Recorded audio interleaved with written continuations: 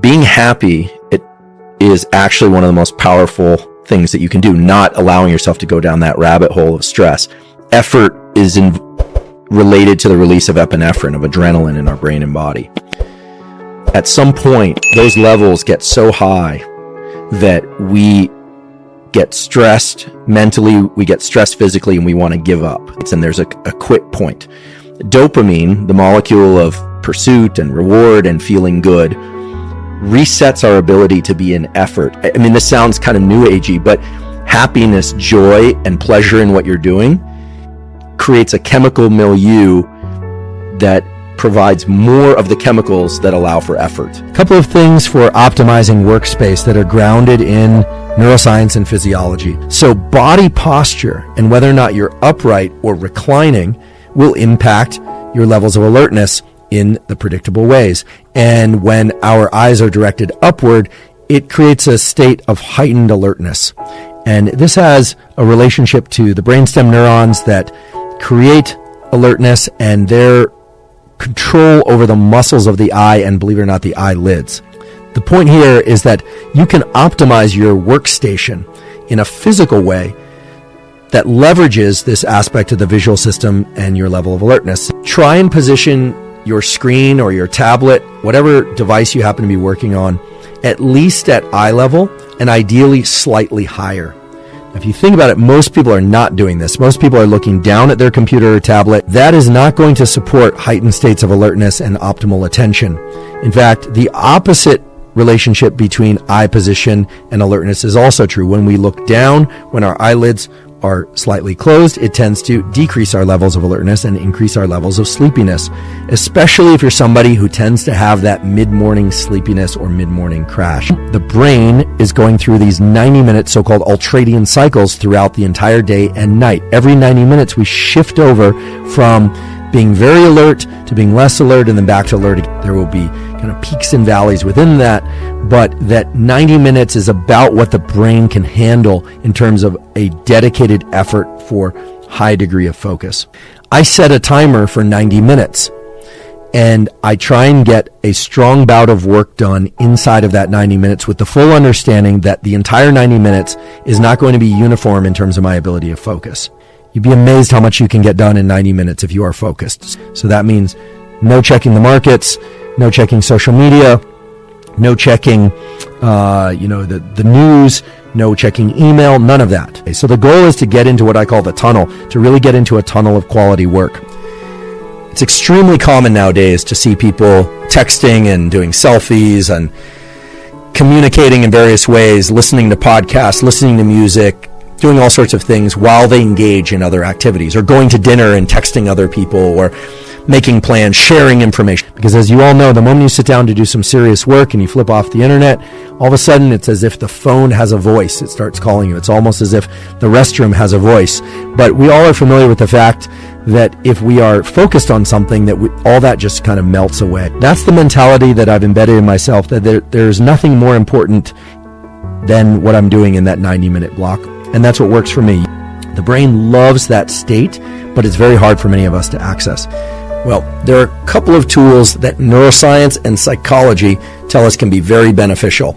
Some of those things are somewhat intuitive and relate to what I call foundational practices, meaning things that set the overall tone in your body and brain. It turns out that white noise, which is essentially all frequencies of sound, mixed up kind of randomly, there's no structure to it, turned on at a low volume, not with headphones most of the time, puts the brain into a state that's optimal for learning and workflow. Brain areas involved in attention, brain areas involved in focus and cognition and memory, those are engaged to a greater degree when there's low levels of white noise playing in the background. I'm a big believer, based on quality peer-reviewed data, that hydration is essential for mental performance. I force myself essentially to drink at least 16 and most days 32 ounces of water. I also put a little bit of sea salt in the water. As many of you know, neurons require ionic flow. What that means is neurons need sodium, they need magnesium, and they need potassium in order to function.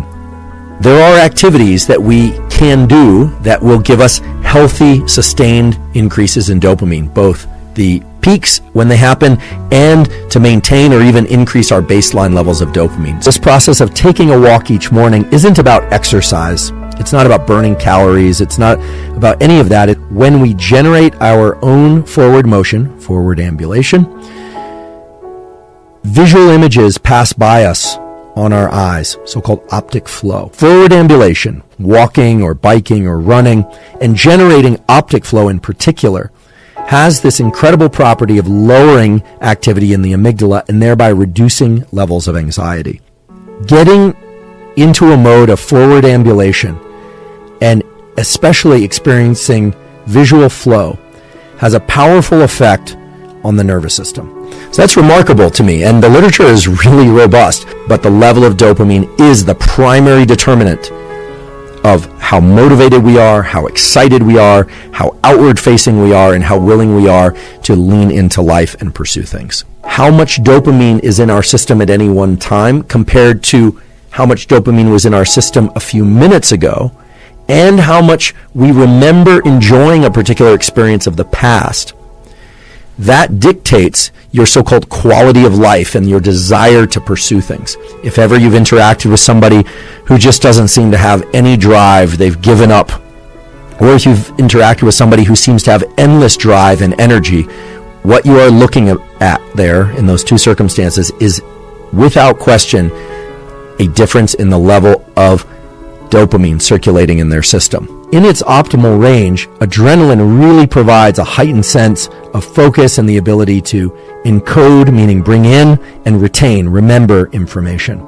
Fasting increases levels of adrenaline to create this heightened state of alertness, yet calm brain state. It tends to increase our levels of alertness. It tends to bring an animal or a human into a state of more alertness, readiness, and desire to pursue things outside the confines of its skin. We learn better, we can focus better. There's terrific data supporting that. Hard work is hard. Generally, most people don't like working hard. Some people do, but most people work hard in order to achieve some end goal. When we receive rewards, even if we give ourselves rewards for something, we tend to associate less pleasure with the actual activity itself that evoked the reward. Now that might seem counterintuitive, but that's just the way that these dopaminergic circuits work. And I suggest people do whatever they need to in order to self-regulate that activity. Because of the way that dopamine relates to our perception of time, working hard at something for sake of a reward that comes afterward can make the hard work much more challenging and make us much less likely to lean into hard work in the future. We are incredibly habitual organisms. Unless we intervene in our habits, they tend to carry out the same way that they always have once they've formed. This has been observed over and over and over again, that people that have growth mindset, kids that have growth mindset, end up performing very well because they're focused on the effort itself. And all of us can cultivate growth mindset. The neural mechanism of cultivating growth mindset involves learning to access the rewards from effort and doing. But I really try and achieve this most, if not every day that I'm alive, because for me, that work session is kind of holy. It's where I set up a relationship, not just between me and the work that I'm doing, but between me and my ability to control my own state of mind. I'm creating this space. I'm funneling my brain into a state rather than allowing whatever events and contexts on social media and elsewhere might be occurring in the world that would yank me out of what for me is my purpose.